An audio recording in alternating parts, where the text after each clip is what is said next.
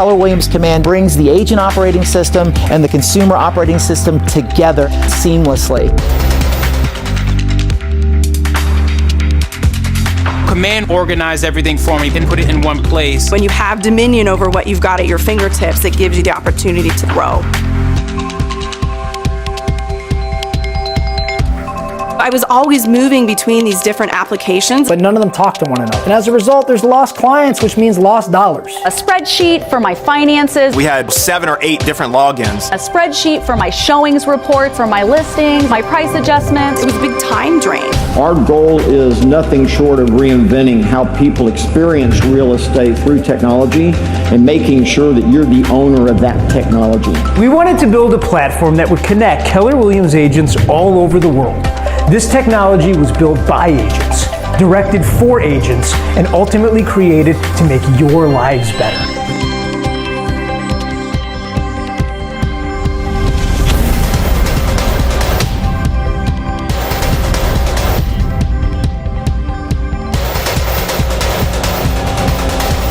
We really took time with each one of the applets, getting to know how it could help us in our business, and designs was huge because it eliminated that Canva expense. We templated what is our brand going to be, and now everything is branded, it's succinct, it takes seconds to create new listing, under contract, just closed. We use the campaigns dashboard a lot. Within the campaigns dashboard, we can send direct mailers out to neighborhoods that we farm. You just choose like an area, or you can say 123 Main Street, we want like 250 mailers to go out for just listed within a 5-mile radius, or you choose a radius. We also use the campaigns dashboard to set up social media ads and pay-per-click ads to not only be in our hyper-local area, but also farm outside to gain more territory. The way people are shopping for homes has changed. Everything is social, everything is on the phone. So if you can't be on the phone and them have direct access to you as their agent, you're losing. You can tell a real estate agent built this app, and that's what I appreciate. If they find a property within the app and they want to ask about it, it goes directly to you. It's a really great way of being able to connect with your client if you're using the same platform together, and I can see what they're accessing, what's interesting them, when they're clicking on things, when they're opening things. So it helps me also be more efficient how I'm working with my clients. With smart plans, I'm allowed to set it and forget it. I don't have to worry about clients falling through the cracks. It keeps track of things that we wouldn't otherwise think of. My clients' home anniversaries, their birthdays, the things that build that feel-good relationship with your clients, it automates. And so it makes those touches so much easier to keep track of and to make happen. So what's really neat about Opportunities is that it will track that lead and that business through the process, not just track it in terms of steps, but also the math behind it. Every step of the way, as I get closer to a closing, I'm starting to realize those dollars. And as someone that knows pretty much every CRM out there, I've never seen this before. For me as a team leader, I use the Opportunities dashboard the most, just looking at the numbers and seeing where we are. Conversion rates, Average commission, we're tracking what our sales price is. GCI, probable income, potential income, all those things are things that I'm looking at, and then ways to lead generate, ways to get more listings, ways to get more business within the team. I can make smart business decisions based on where are we going to spend more money, where are we going to cut back, and it's all right there in one spot. So like Gary said, when you know the right numbers, hitting the mark becomes the entire focus of the team. And so for us, when we want to know our numbers, we look at the reports dashboard to make sure that we're on track. I could see what's on my agents' dashboards, but then I could also see how they're interacting. I could see where they're winning. I could see where they're not winning, and I could coach specifically to what it is I'm seeing. If I see a number of appointments being set and a number of appointments being held, but no listings being taken, and I have a tool that exposes that deficiency, what should I be coaching or training around? Command has simplified our lives on the back end of running a team with a lot of moving parts and pieces and human capital. It's allowed us to go to one place to get the answers that we're looking for in almost every single facet of our business. The cost per lead is ridiculously low. If I was spending $3,000 before, I can spend like $150 or $200 now. It's been like 95 cents a lead on Command. One of our CRMs, we were paying as much as $2,000 a month. I could take the money I was spending on a CRM and I could support another family by hiring somebody full-time into our organization. We were able to cut our expenses by 50%. So moving to Command was just like a no-brainer. We can save money if we go to a free platform versus paying for one or two, right? We We've leveraged the technology within Command and allowed for that to enhance our business. From A to pay, it just simplified everything. You could tell that this was made for agents by agents. What Keller Williams Command does better than any other system out there is it keeps you relevant and it keeps you right in the middle of the transaction and it doesn't let any detail slip by.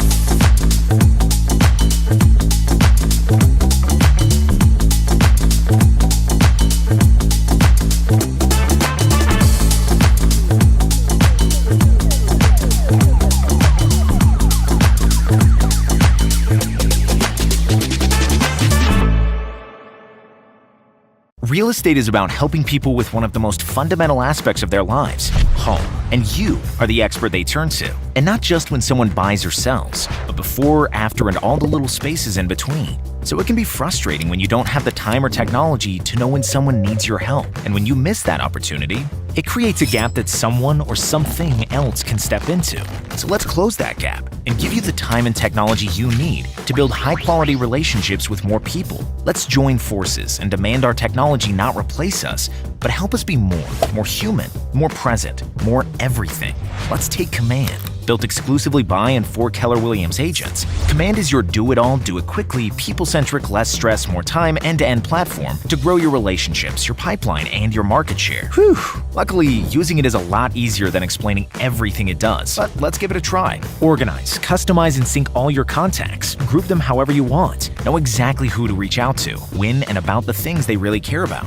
Send personalized neighborhood-centric just-in-time marketing materials in a snap. Have more conversations, build more relationships, earn more business. Say, "Hey Kelly," and escape from your desk in the office. Add a new contact, log notes, and sync everything while on the go. Seamlessly and transparently source, send, and manage referrals through one of the world's largest and most profitable referral networks. Deploy an ROI-maximized ad campaign across Facebook, Instagram, and Twitter in like 30 seconds. Integrate the systems and tools you already use every day. Automate paperwork and background tasks. Access real-time revenue projections, end-to-end ROI insights, and goal tracking to get a bird's eye view of your business. Have more conversations, build more relationships, earn more business. Command empowers you to be a better agent by giving you more time, more value, and more freedom. And best of all, it ensures you and your relationship with your clients remain at the heart of real estate, where you belong.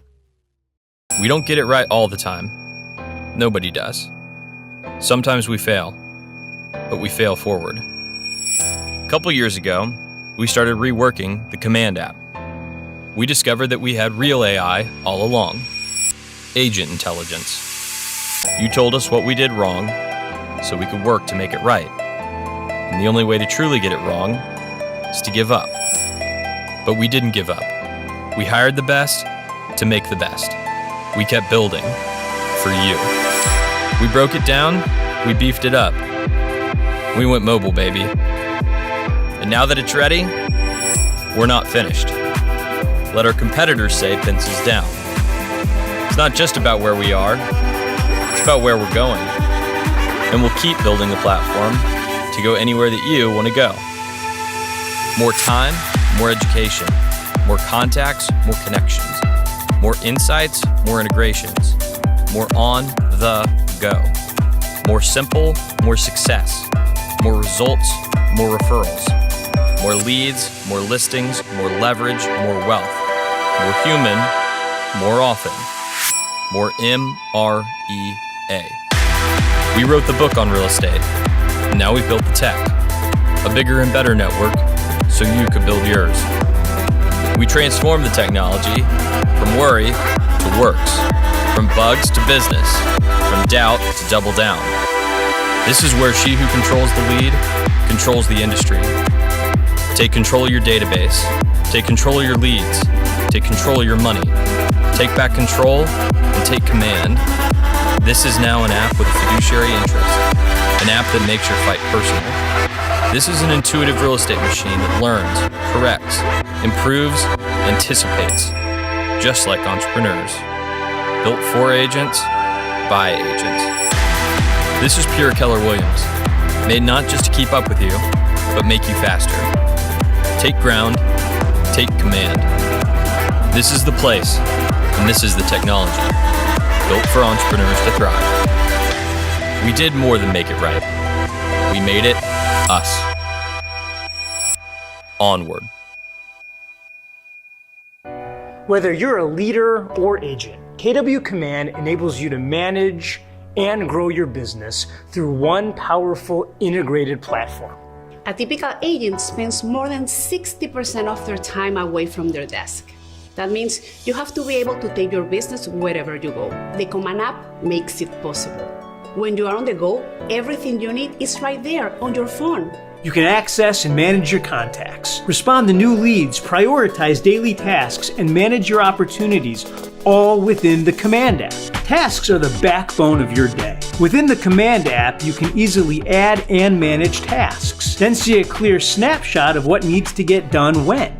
So your to-do list is always up to date and prioritized. The Command app makes tracking contacts and leads easy. With built-in integrations for texting and calling, including Twilio and WhatsApp, you can effortlessly log a call or text, then instantly view it on your contact's timeline. There is a reason Command Mobile has a 4.8 out of 5 rating in the App Store.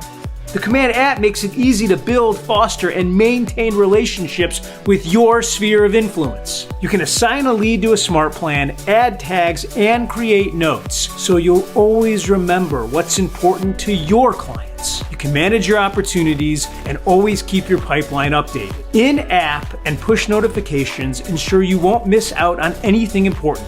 Plus, the app makes it easy to manage read and unread notifications and to set reminders. You'll always be in the know and ready for action whenever and wherever you get new info, like seeing who's requested a tour or who's inquiring about a property. Like we said, we're serious about helping you thrive. With the Command app, everything you need is at your fingertips. Command was created to help entrepreneurs like you thrive. Whether you're a market center leader or agent, KW Command enables you to run and grow your business through one powerful and integrated platform. We built Command around Gary's proven laws of lead generation. Build a database, feed it daily, and communicate with it systematically. It's all about being more human, more often, with more people. We want you to thrive in this market and capture your unfair share of every market. That's why we help you generate more leads for less. Using Command, you can upload your contacts and start a high-impact marketing campaign without spending a dime. You can run targeted ads across media channels, including Google, Facebook, Instagram, and TikTok with just one login. In Command, you can create one-off listing campaigns or always-on recruitment programs with push-button ease. No marketing expertise required. You'll do in 9 minutes what used to take 9 hours. And at less than $3 a lead, you'll pay a fraction of what everyone else in the industry is paying. Save time, save money. Sold. Like we said, we're serious about helping you thrive. For streamlined lead gen, it's all right there. Friends, it's time for you to take command.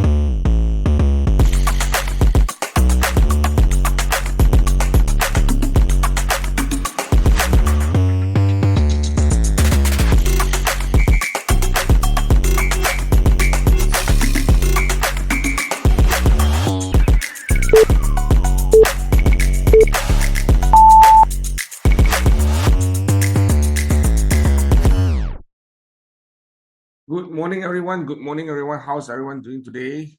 If you can hear me, please press 1 on the chat box. If you can hear me, please press 1.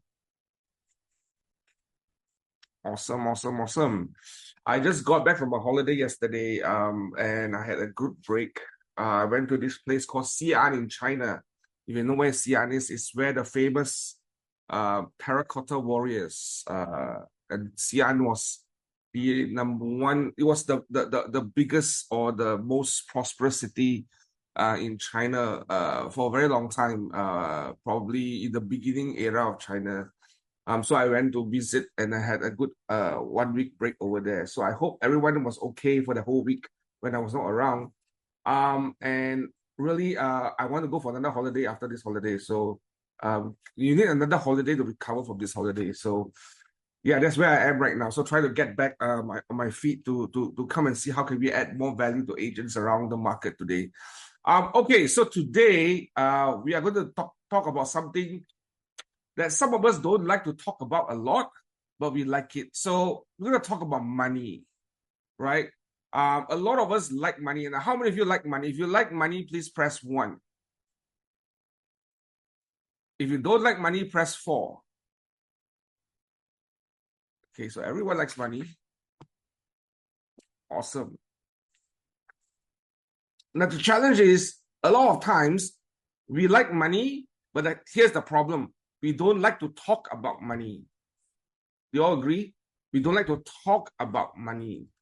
And I think in any market condition, whether it's a low market, bad market, a challenging market, buyer's market, seller's market, I think the one key thing that we need to really put our attention on is how do we talk about money with our clients, right? And financials are really about money. It's about where the money is coming from, how I'm going to use the money, what are the challenges with the money that you may have or you may not have. So having that conversation is very important. So today, I'm going to talk a little bit about that. At the same time, it's going to be a bit different. Today, I want it to be a very highly interactive conversation. So you all have my permission to feel free to unmute and ask questions, or feel free to unmute and talk, because we're going to talk a little bit that regards to the policies in Philippines about money, right? So that you all can contribute. And I know all the experts here today are here. You all are all experts. Because if you're in the industry more than 3 to 5 years, you should know a lot of stuff about the financial policy and how financing is being done and all that. But that's our conversation today. How can we creatively understand financing and bring financing solution to the table for the transaction? Now, just a quick, let's do a quick survey. How many of you having the number one challenge is financing for your clients? How many of you have challenges in financing? If you have challenges in financing for your client, meaning of your either the client has not enough money or not, or cannot secure a loan or whatever, how many of you have got those financial issues with your transactions right now? If you have, please press 5. Okay, got 1. Okay, got a couple of y'all. Awesome. Awesome.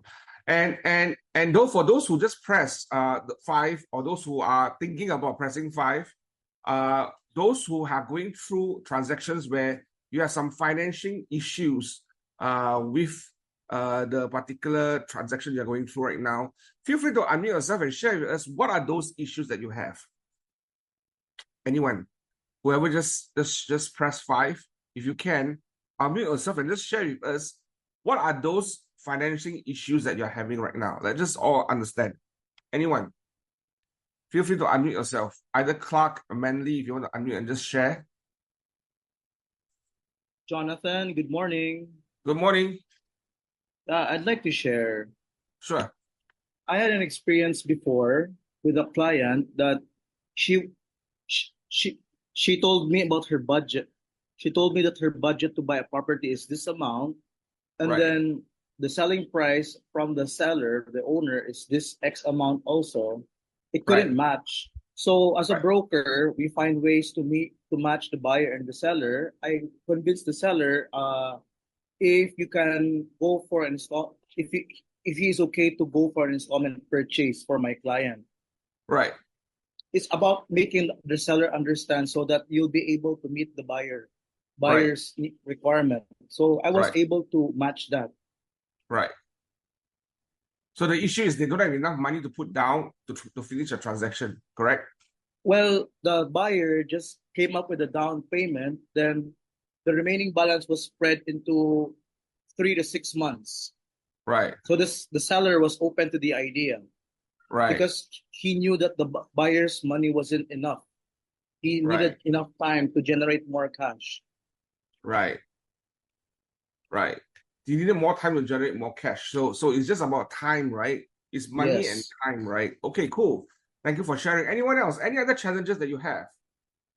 They are willing and capable to pay, but do not have the sufficient documentation required by financial institution. Very common. So I don't have enough. I cannot secure financing because I don't have the documentation. Okay.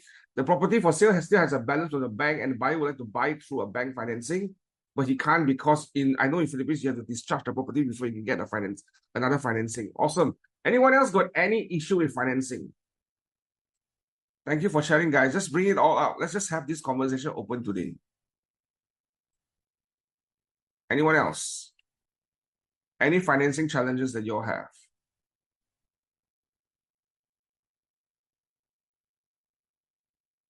Okay, so if is that a common thing? Is it a common thing that that most properties still are charged to a bank and you can't buy because the buyer don't have cash to pay up the whole front and the buyer wants to get the financing? Is that a common thing here in Philippines? Is that correct? Anyone can help me answer that question? Is that common? Yes, Jonathan, especially Yes. to those people who have businesses, because even if they have the money, they wouldn't want to give the money out. They'd rather apply for a loan. That's right. Awesome. Okay, so let's talk about a few things today. Thank you for sharing, everyone. I think that's a very common theme that I'm hearing from everyone in the Philippines right now. But let me just go to my slides right now. So let's talk a bit about certain key concepts here, right? And I will just share these key concepts here, and then we all can exchange notes later because all of you are the experts. I'm just trying to facilitate this whole conversation, especially the local market in Manila and Philippines. The overview is what can sellers do, right? Think about what can sellers do, what can buyers do, and what can lenders do. Now, maybe lenders are not so flexible in the Manila right in the Philippines right now. But let's just talk about those three key things, right? Today we're going to talk about what can sellers, buyers, and lenders do, and we're going to separate them with three conversations. But I think we'll probably focus more on what can sellers do and what can buyers do in order for a deal to be done, right? I think importantly, whenever we look at a particular transaction, we need to understand what's the challenge, right? Is it a money problem? Is it a time problem? Is it a financing issue? Is it a structure issue? Is it a family issue? So we need, as agents today, we need to be clear and describe the challenge. So it's important to ask questions or to be really clear. What are the key challenges that we have right now? Is it a market condition? Is it a certain issue that, for example, husband wants to sell, wife wants to sell? Whatever the issue is, put that challenge on the table, right? And be clear about what the challenge is. Because without understanding what the challenge is, we cannot provide a solution. And the goal is to provide a solution to answer to the challenge. If you can have multiple solutions, that would be great. And we'll talk a little bit about that. And then watch out what are the challenges and be clear what are the pitfalls, because some solutions does come with some risk. And it's good that you can give them a snapshot of what are the real life potential situations that could happen. Right, and we'll talk a little bit about that based on what some of you just shared just now, right? But I want to give you these few key concepts here to talk about. These are the IAC concept. You can call it CIA, you can call it IAC, depend how you want to call it, right? It's the same thing. You need to know the three key pillars that will function as a financing pillar to any transaction, right? Number one is the income of any individual, body, corporate, or institution. The income, you must understand what income is. You must understand what are the number of assets that people have. And you must understand credit. What are the credit line available? Now, without understanding these three key columns or these three key pillars, it's very hard for you to propose ideas. For example, someone was sharing just now, the particular bank has is still charged to the property. I don't want to pay cash to buy the property. Can I get a bank financing to finance the property, right? So the issue is, can the guy get a loan? Now he can get a loan. So potentially he has the right income and he's got the credit line, right? He just doesn't want to spend his cash to buy up the whole property. What the problem is that bridge, right? What's the bridge to get through that transaction? So you need to understand where the issue is by understanding these three key columns, right? Income, asset, and credit. Now, what is income? Income is the ability to generate of cash, right? Generate income on a monthly, annual, consistent basis, right? What kind of incomes do we have? We have fixed income. We have variable income. What is a fixed income? Fixed income is something that happens consistently every month. Salary is a fixed income. Your return on interest, if it's a fixed deposit, that's a fixed income. Your return on certain investment that has fixed income assets, that's a fixed income. What's a variable income? Variable income is, oh, if I do more sales, I will get more income. That's a commission-based business. Or if I have more transaction, more sales in my business, I will get more profits, right? So be clear what is income, right? There's fixed income and there's variable income. What is assets? Assets is something that that's of certain value that you could convert it into cash. Right? That's the idea of assets. Assets can be converted into cash or can be used as collateral to build credit. What's an example of an asset? A property is an asset that is paid off.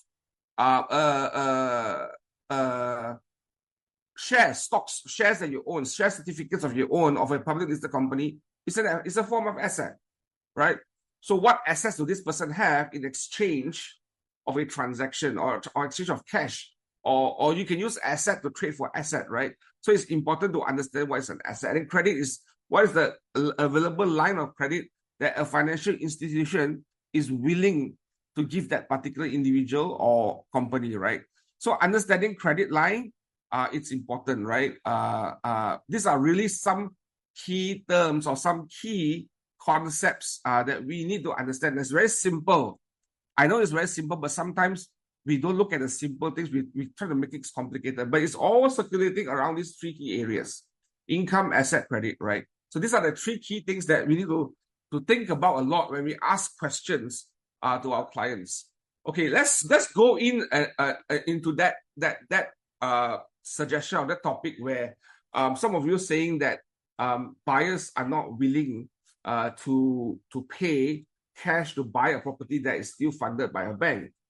I'm going to ask a question on the floor. What solutions do we have for that? Anyone got any solution for that? Anybody?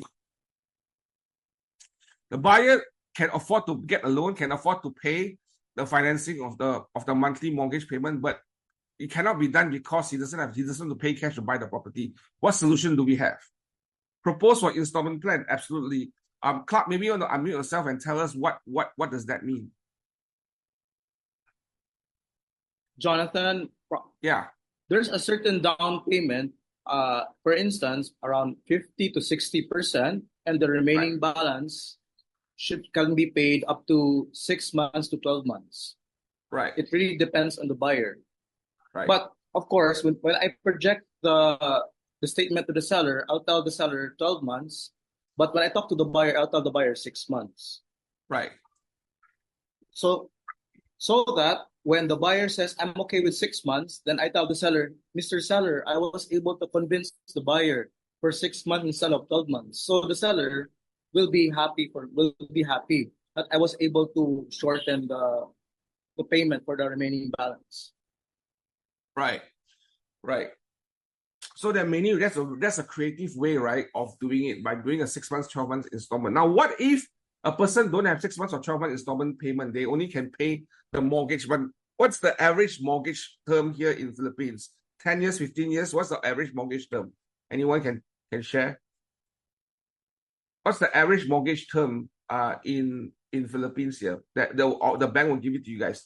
In Malaysia, is 40 years. 30, 35 years up to 40 years, right? But I know in Philippines it's lower. How many years? 10 years? 5 years. 5 years. Sorry? 5 years. You get a 5 years loan at an That's interest rate useful. of 8%. Depends, I right? think now it's 7.5. Yeah, But you maybe all should the come. tools You all should we- come by Malaysia. Malaysia interest rate was only 3 to 4%. And we can get a loan for 30 to 45 to 40 years. Yeah, you all should come by here, right? Yes, 15 years. Okay, so 15 years installment, right? So there's a 15 years installment at 8 to 9% interest rate. That's something, that's probably the max. Maximum 15 years, minimum 3 years. Now, what is the common term loan that most people will take? Would they go maximum or they go minimum? Like a borrower, a buyer who buys, what's the common term loan they will take? Do they go maximum at 15 years or they will go at 5 to 10 years? Most of my OFW clients who bought in linear, Yeah. they it's like maximum is 15 to 20. Right. So everyone takes go maximum, right? It's very common to go maximum, right? Awesome. Now, so you need to understand that, again, it's about credit, right? You need to understand credit, you need to understand cash, what's the income, right? And what's the assets that they have in collateral. One of the key things that you can consider doing in that transaction is there a way to swap assets? Is there a way to swap assets in order for you to get that particular asset out? Swap assets meaning, can I use certain things to swap asset you so that you can exchange in cash and redeem your property? So you could do things like that as well, right? 15 years, propose an installment plan. Now, I would suggest a new concept. I don't know whether is that concept common here in Philippines, but it's a lease to own concept. Have you ever tried that before in Philippines? Is that common, lease to own? Can you sign a long-term lease, 15 years with a down payment, and pay an installment on a monthly basis? And the title can be transferred to that person once the whole payment is done after 10 to 15 years, but it's done on a lease to own concept. Is that something common? Is that something possible? In fact, a lease to own is a good benefit to the owner. Yeah, lease to own is practiced by developers here. Is that something that you can do on a secondary sale? Yes, sir. Jonathan, Yes. I've experienced that because my father sold his condominium unit in Cebu 6 years ago, and the buyer who bought it is open to have it lease to own. Right. Because when I met the buyer after a few years, he said, "Hey Clark, remember that unit I bought from your dad? So we're planning to have it lease to own. So if you have any client who's interested." So I said, okay, noted on that. I was surprised because he bought it in the secondary market. He didn't buy it from the developer. He bought it from. Right. And this is an opportunity, right? When you look at the lease to own possibility, suddenly, right, suddenly you will see a lot of potential buyers are tenants. The reason why people are renting is because they thought they couldn't buy. Like, a lot of people are renting properties because they thought they couldn't buy, right? Yes, so again, depending on market, Nadine, you are correct. Depending on market that you're going through, but I'm just giving you a perspective here right now. A lot of tenants, local tenants especially, are renting is because they thought they could never buy. Right, so now you just have to go and ask yourself this question: how many people who are renting today from you as a tenant actually has intention to buy or have the aspiration to buy something? Right, so you need to think about it, right? So did you ever consider bringing those buyers into the market and say, hey, look, there's a lease to own opportunity here. Would you be open to do this? Right, so you've got to think about opportunities available with this kind of arrangement being done. This is an opportunity for the lower middle end market, I believe, according to Nadine, and I think so. And all they need to do is figure out a way to raise the first capital, right? First capital. If they can do the first capital, if they're paying a monthly rent right now, likely they can afford that payment. So how do you convert that monthly rent into ownership? Right? How do you do that, right? It's about spreading out the time to a certain period of time. You then get a commitment. As an investor, if I own this property, I can rent this out to this person permanently for a long time in exchange to get this person take over the property for me. That may not be a bad idea, right? So to think about most of these people, how many out of those people that you have as tenants today potentially could actually become a home buyer. You could potentially help them own a place by doing a lease to own, right? So a lease to own is a very good concept that I think you all should consider doing, talking to some of your tenants here, because I feel that there are a lot of empty units that could be a lease to own sale, right? It's rather better than leaving it empty, right? Sure. So lease to own are properties that are not selling. Absolutely, yes. Right? Is a company owned and single asset possible to do company stock acquisition? Yeah, of course. Stock acquisition is always cheaper acquisition than buying up the property. But you need to understand what are the intricacies in doing the company acquisition. What are some of the risks that potentially come with that particular transaction, right? Okay, but we are talking about generally about independent transactions here right now. Yeah, most high-end properties are not acceptable because they want cash or cash via bank financing, right? Then the problem is high-end property, could they be an asset swap? Is there any way we can do asset swap to do high-end properties? Asset swap. I have a transaction before that a client said that, hey, look, I will pay you in my my cash in the Cayman Islands in exchange for this property. Would you do that? I will sell you my company with an asset cash of X amount in the Cayman Islands in swap for this particular property. Would you do that? So understanding asset swaps in the higher end market may potentially work, right? You need to think about what are assets. So ask questions, like when you see that there's a stucking point, where the point is stuck, where you don't have when the clients do not have enough cash to do the transaction or not willing to put the cash down, is an asset swap another option? Can I swap my companies for you? Can I swap my businesses for you? Can I swap my collection for you, right? Yeah, they are quiet sales transaction here already making in crypto instead of cash, correct? Yeah, because they don't want that money to be traced, right? So there are many options, right? So crypto is another form of asset. It's a liquid asset, right? You got hardcore asset like, can I give you my yacht? I'm just joking here, right? Can I give you my yacht in exchange for this property? Can I give you my private jet in exchange for this property? So ask questions and create an opportunity where all of us can make a deal transaction to happen, right? Everybody wants to cash out somehow or want to use the money to do something somehow. And that's why it's important to ask the question to sellers, right? Why are you selling? Right? What's stopping you from selling? Right? And how soon must you sell? Once you answer those questions, you then begin to understand what are the needs. Now, if the issue is, I need the money for something, right? Can you swap it for something else? For example, I need the funds to fund my kids to go college in the UK. Awesome, I've got a UK account with X amount of British pounds. Can I swap that with you for this property? Or can I swap my asset in UK for this property for you right now? Can we do that?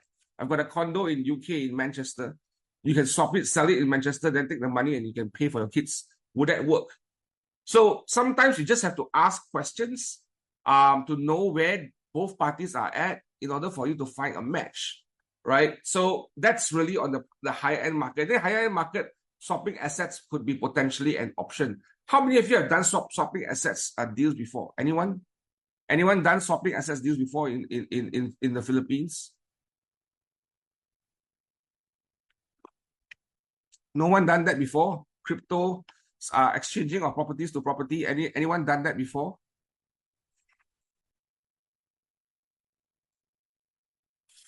No one done that before. Okay. Yeah, I've seen that happen before a lot around the world. I've seen people swap assets. I have developers selling a property in Malaysia, but the clients are paying through buying a property in China. So when they buy a property in China, they get one free in Malaysia.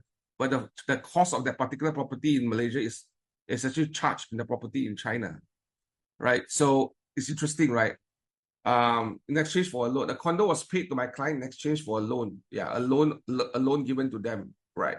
Got it, right? So there are a lot of ways you can do by swapping assets, giving installment payment plans, giving interest-only payments. Have you heard of interest-only payments?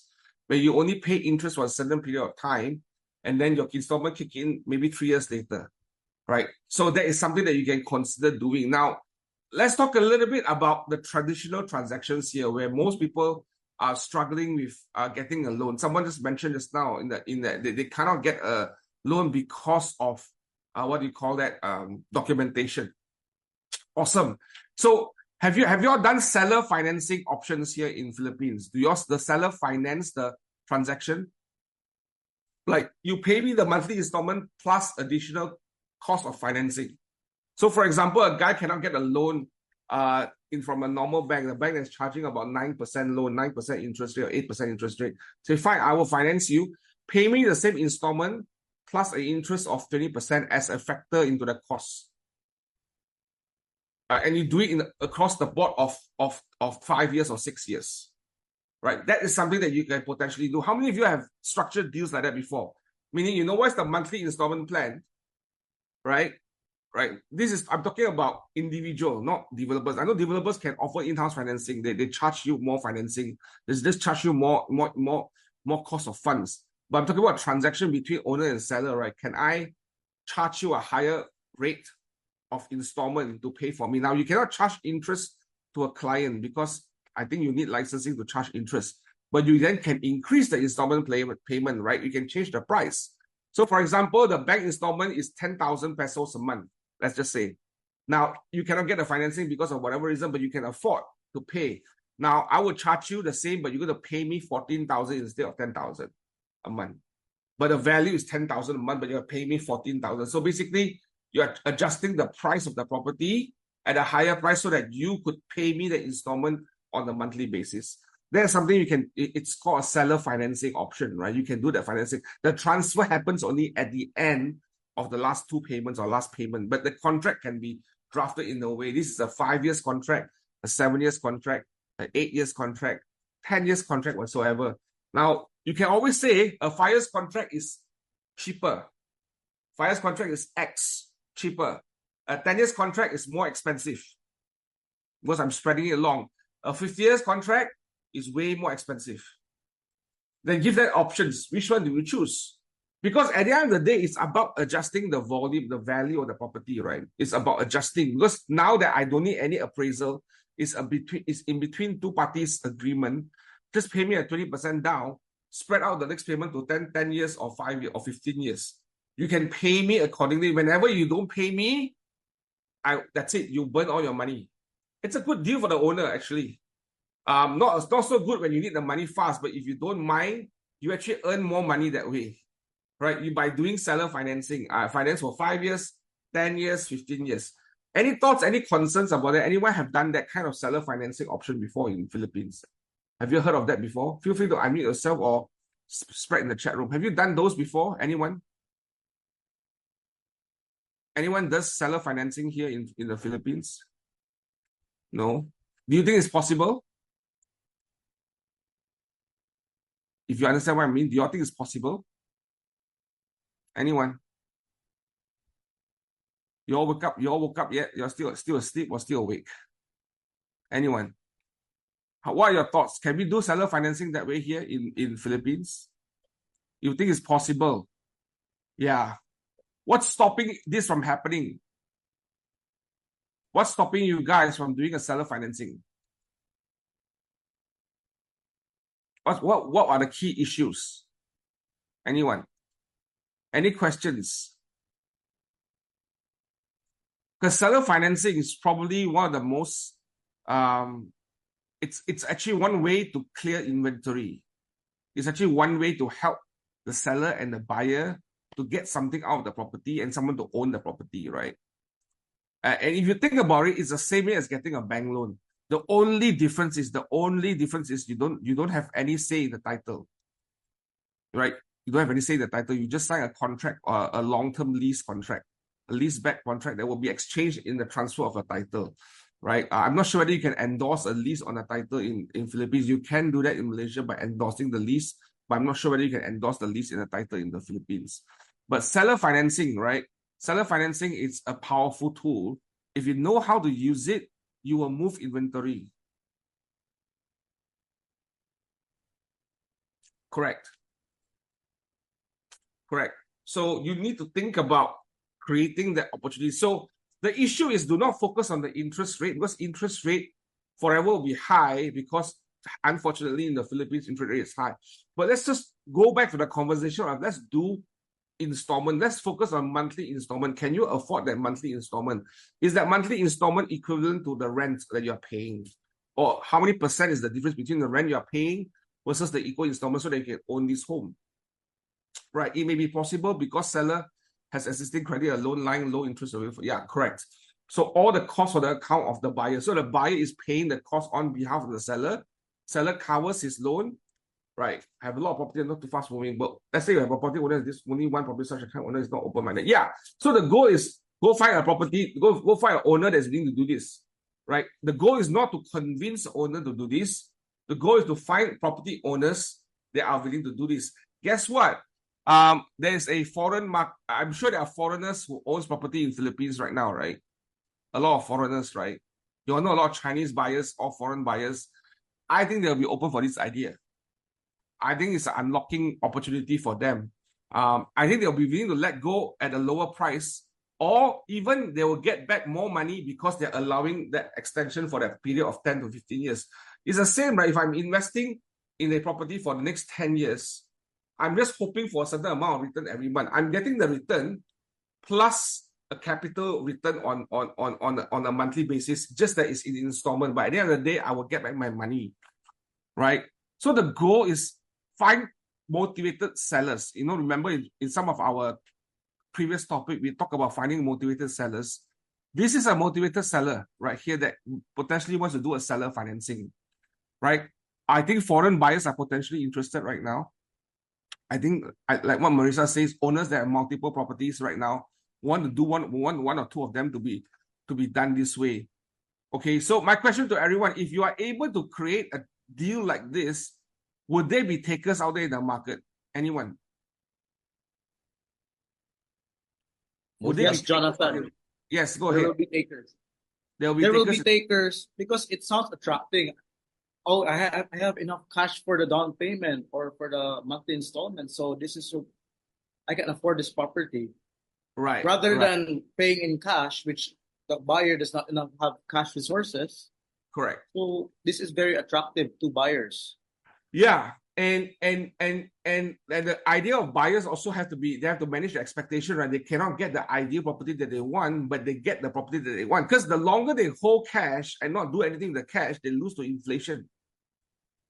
Right? The longer they hold cash right now, they lose to inflation. Now, we all know President Donald Trump just won the presidential election. And if I go back to history and look at what he has done economically, what he will do is just increase the tariff. He will reduce local taxes in the US because he wants to benefit people in the US. But at the same time, he will increase the tariff. But he increased tariff of product. What it means is the cost of products becomes more expensive, right? Actually, it's the same way. You are still taxing the people, but people don't feel it, right? People felt that, oh, I'm getting a relief on my income taxes in the US, but I'm going to pay more money for tariffs.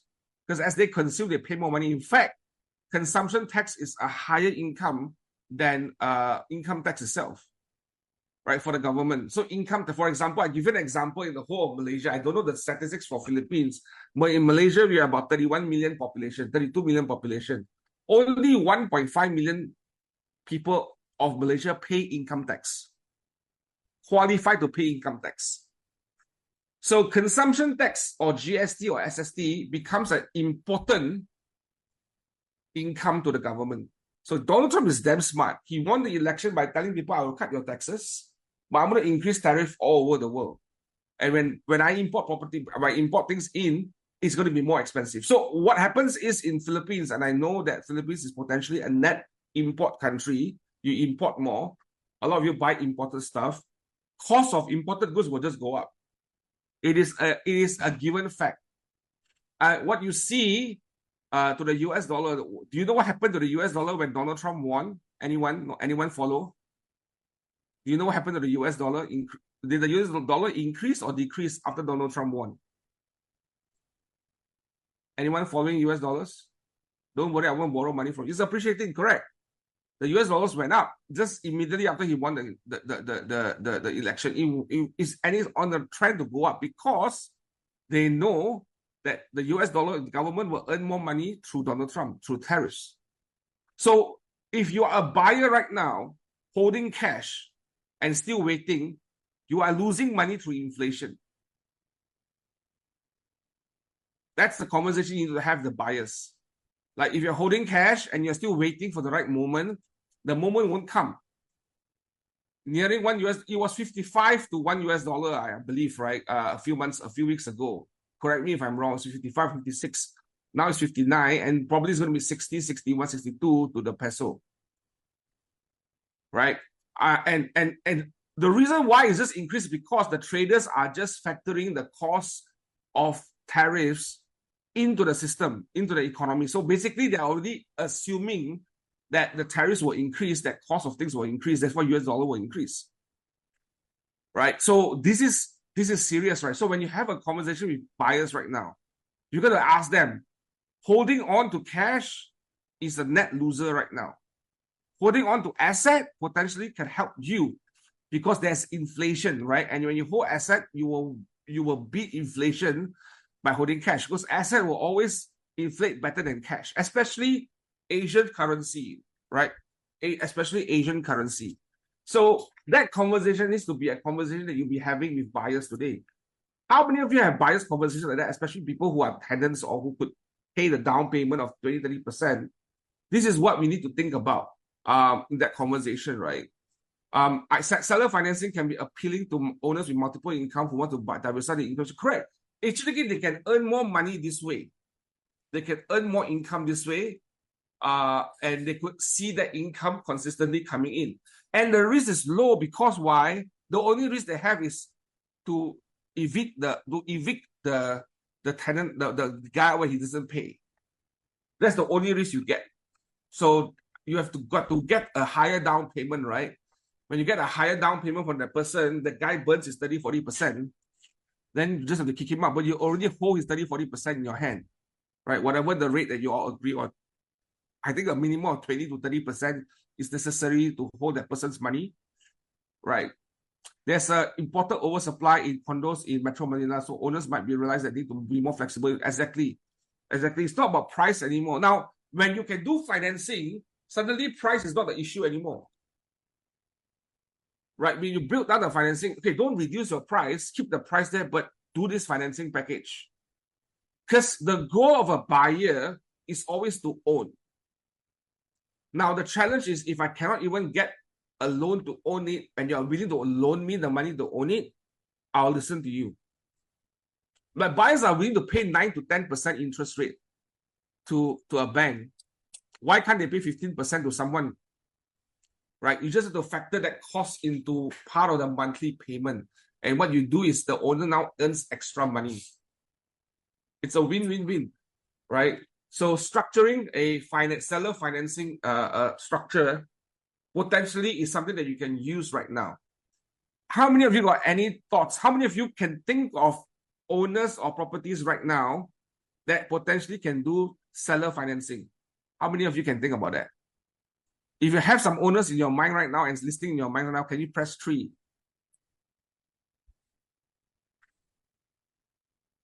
Right. Yeah, some of you already have. So it's really all about thinking through where are the opportunities. That's why in any shifting market, there's always opportunity. Listings that can do seller financing. Listing that can do seller financing, right? Right. Any more thoughts about seller financing? Any comments on seller financing? Any concerns about seller financing?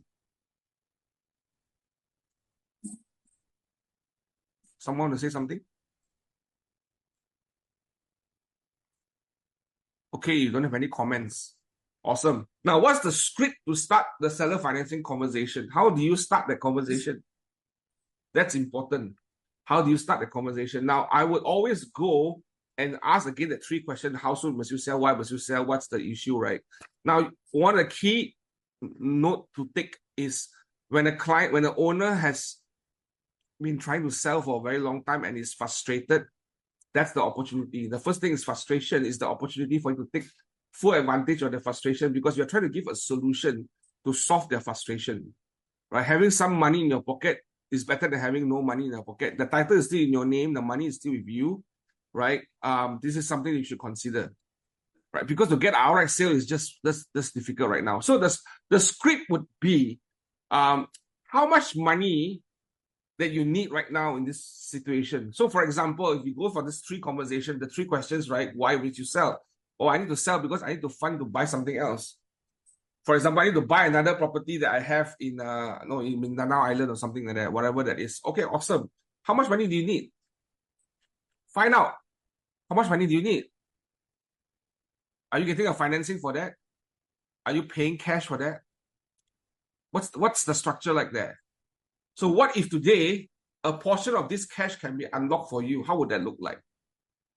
So you got to solve the owner's issue first. You must understand the issue of him selling the property. Why is he needing the money to sell the property? And how much money is that for him or her to use? Example, I need to send my kids to college. I need to sell this property right now so that my kids can go to college in the US. Awesome. By the way, how much does it cost to send your kids to the US? It's a very common question, right? Oh, it's about 10, 20,000 a year, 30,000 US dollars a year. Awesome.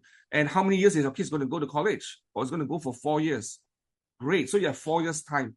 So if you could unlock the first 2 years of money right now, and the rest of it you earn through installments for the next 5 years, would that work for you?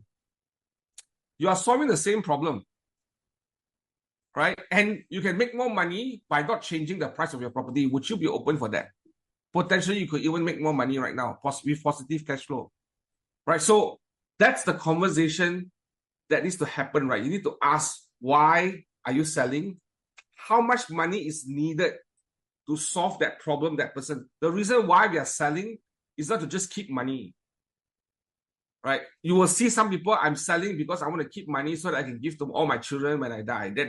That's one option, right? So, but generally, people are selling because they need to use the money for something else, or they want the money for something else. The more urgent the money they need, the more flexible they can become. Is the buyer receiving the title deed right after signing the contract to sell? Yeah, so I will structure a deal where I will not give the title or deed. I will give. So again, I'm not sure maybe someone can help me answer this question. In Philippines, can you register a lease on a title? Can you register a lease interest on a title? Can you do that in the Philippines? Any experts here? Can a lease be registered on a title in the Philippines?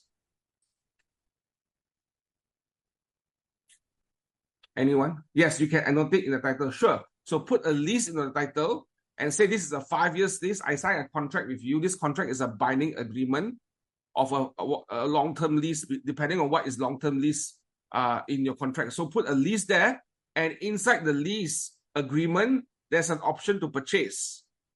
And this option, it's not reversible. It must be given once I execute based on certain condition precedent. So a contract has to be drafted. So the buyer don't receive the lease, don't receive the title, but the buyers get registered his interest on the title with a lease agreement that says all these terms and conditions. Does that make sense? Yes, it's a selling installment in one direction. If the buyer for bank loan in behalf, the concern is the buyer defaults the loan and the seller will face the brunt compounded interest and penalty charges. Correct. That's the risk that both parties has to face. That's the risk that both parties has to face. You are right. That's a very good point, Cecilia. The buyer will face the concern. So you've got to put that inside the lease there, right? In the agreement, so that you can go after the owner if the owner defaults. That's correct. The owner can default, and then the bank will probably take over the property, and the buyer will lose, right? So this has to be done in a shorter period of time, is possible, not too long. I want to encourage a long-term lease, but it will work when there's no charge to the property, right? It will work when it's a cash transaction, or it's a transaction where the amount of money that's owed to the bank is lesser. It's not as high as it is. Correct. So those are the agreements that you have to sign, and those are the risks that both parties have to take, because the risk is also on the seller's side when the buyer don't pay. Right? When the buyer don't pay, but the thing is the owner will hold the 30% or 40% deposit in his hand already. Right? So you don't get the title deed, you get an agreement and a registered interest on the title. Right. Correct. For me, yes. If the issue goes, you go to court, right? Either way, you still go to court if there's an issue. Right. Correct. Property is no longer a liability. It's a down payment that can cover payment condominiums. Yes, correct. You are paying. Yes, lease to own is the best model. You can consider a lease to own. Pay until you own the property. Right, lease to own. That's a good model as well. That's a very straightforward model, but it's a long-term model. Some owners may not see any money up front, or they don't see enough money up front, but it's a long-term model, long-term lease, right? But again, you can change the price, right? For shorter lease is this price, longer lease is this price, very long lease is this price. So you've got to adjust. So the goal is really understanding income, asset, and credit. How do you play around with these three things? Okay, right. Anyone else? Anyone's got any other comments? Any other thoughts? Any other thoughts? Any other comments? Is there any other creative financing that we can do right now in the market today? Life insurance company offer housing loan. The rate is much lower than a bank. Yes, it's the same here. They offer long-term loans. So you can consider life insurance company as well to look at the loan. Awesome. Very good. Anyone else? How many of you, do y'all, when people get married in Philippines, do y'all give wedding gifts to the couple? Do everyone, you all give, okay, and when you give wedding gift, is it an expensive wedding gift or is it a cheap wedding gift? Depending who the couple is. Right, expensive. So how much do you pay for a wedding gift right now? What's the market rate for a wedding gift right now? For those who just got married or want to get married, what's the wedding gift cost right now?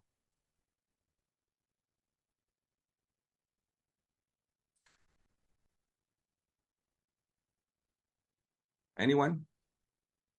Nobody knows what's the wedding gift cost right now. 1 million? 1 million pesos? Wow, that's a lot of money to give wedding gift. Wow. Depending on the, okay, so yeah, 10 to 20,000.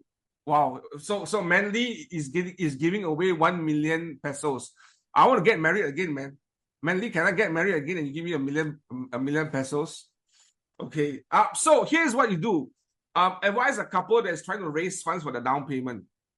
Go tell all their wedding invitees, right? Tell them, look, we do not accept any wedding gifts. Thank you so much. However, we are fundraising for our property of our dreams here.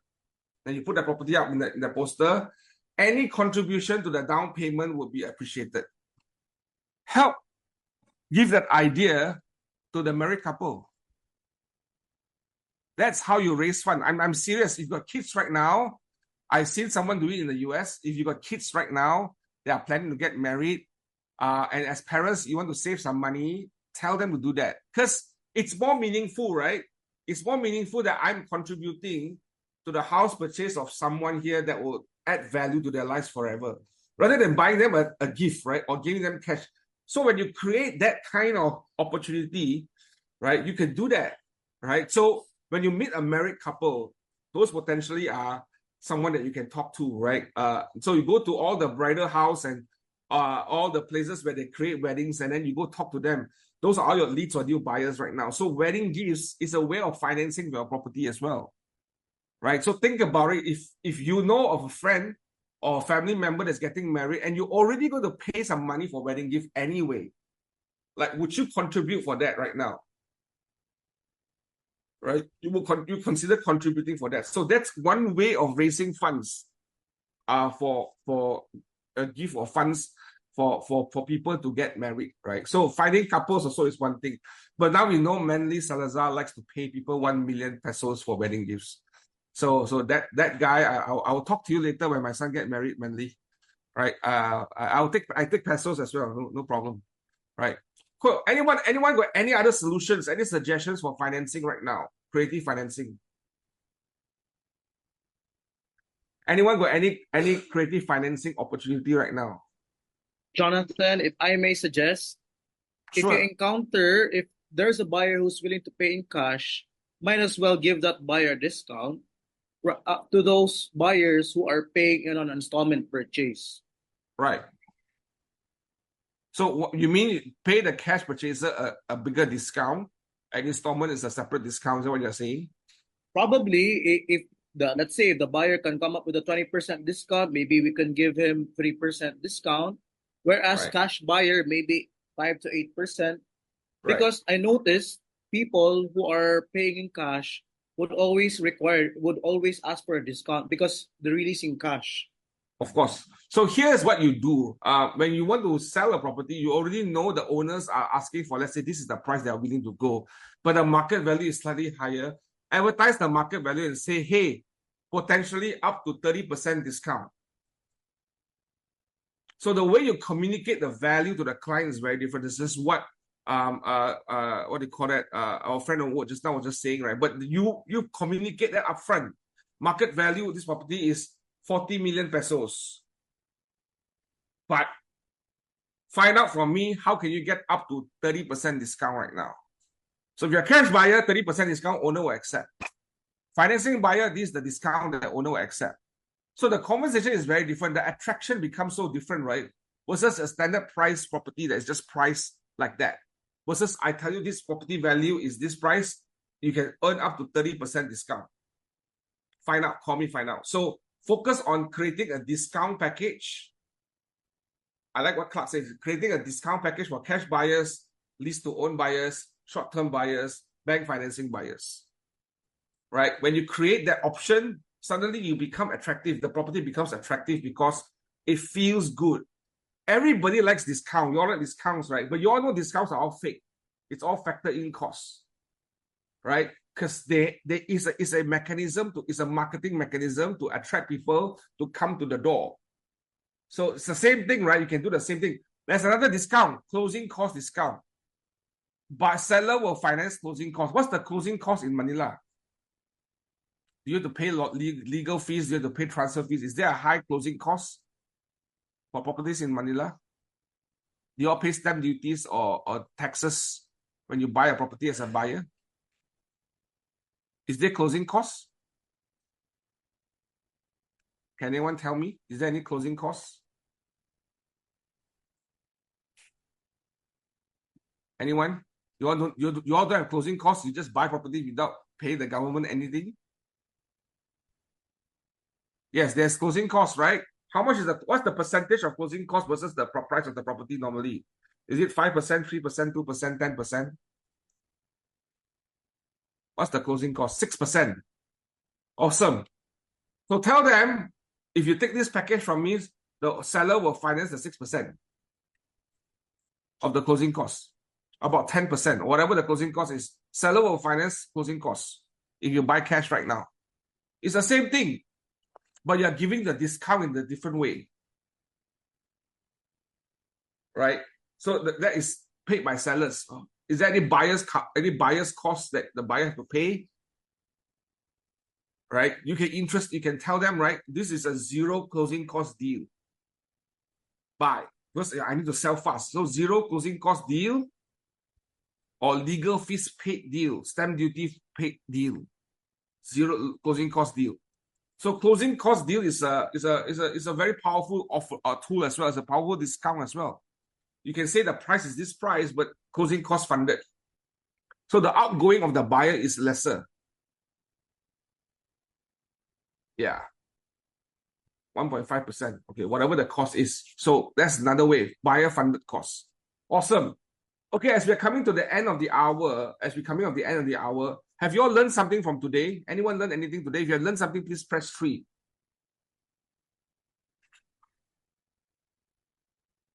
Okay, what are some of the ahas that you have gotten from today?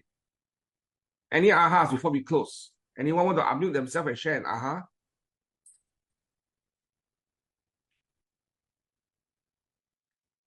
Anyone else? Anyone consider seller financing as absolutely seller financing? It's a good thing. Seller financing, but not normally done here. Yes, try seller financing because it's potentially one of the solutions to potentially help out with the oversupply of listings in the market today. How to clear some inventory to seller financing, right? Anyway, any other ahas?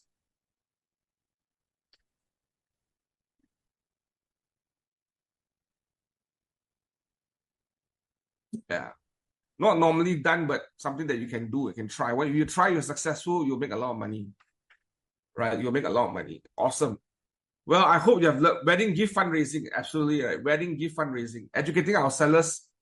Financing gives a powerful competitive edge. Absolutely, yes, Wenji and Renee. It's important to come from an expert in trying to help them understand financing opportunities and options. Not that they will not want to take it, but that you will show you that you are positioned as an expert in the market. So people will ask you questions. That's a great point. Kumusta yung project kahapon? Yes, anyone want to say something? Kahapon, kumusta? Yung clean up. Right. Awesome. Okay, guys, I hope you have learned something today. I hope yes, a good kickstart to your week ahead. Next week, we will be talking a lot about bulletproofing. Cecilia, you want to say something, Cecilia? Go ahead. I saw you open the camera.